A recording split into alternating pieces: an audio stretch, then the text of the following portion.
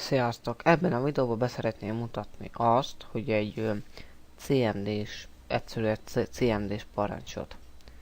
Ilyen szerkesztős, szövegszerkesztős hasonlít minden. A futásásot írjuk be, hogy cmd.exe, vagy start, minden program, kellékek, parancsor. Jó.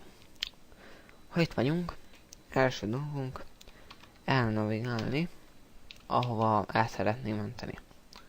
Pontosabban nem is most, de én elszoktam.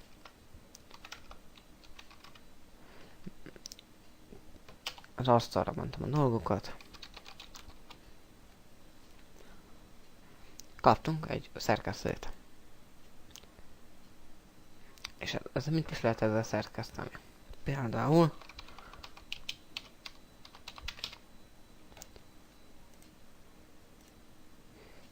elnavigáltuk az asztalra, úgyhogy itt vagyunk. Mondok, jó? De amúgy itt is el lehet navigálni, de ott könnyebb nekem. Például TXT-t. Szöveges dokumentumot.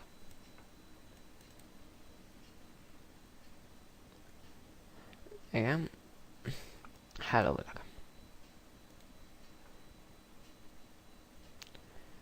Még annyi, hogy dosban írjuk.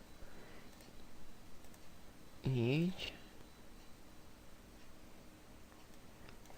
A betűt így írja. A ékezetes karaktereket üres karakterenként érzékeli szókozként. Na de.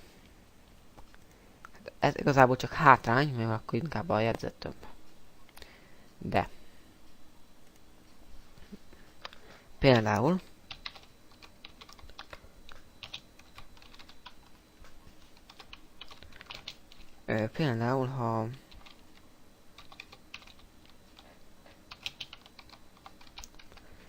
Ha dusos dolgot írunk, echo off, echo hello világ, meg ilyenek, vannak róla videók már Videosmarton, meg máson is, akkor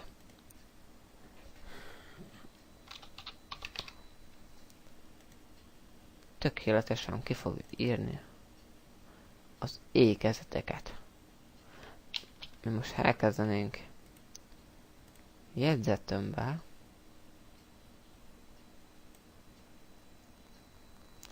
írni azt, hogy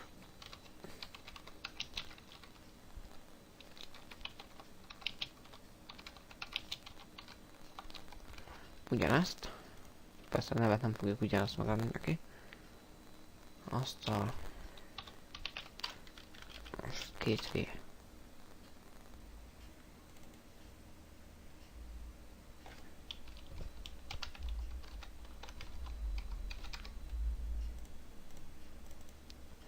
Akkor ilyen fura karaktereket ír ki.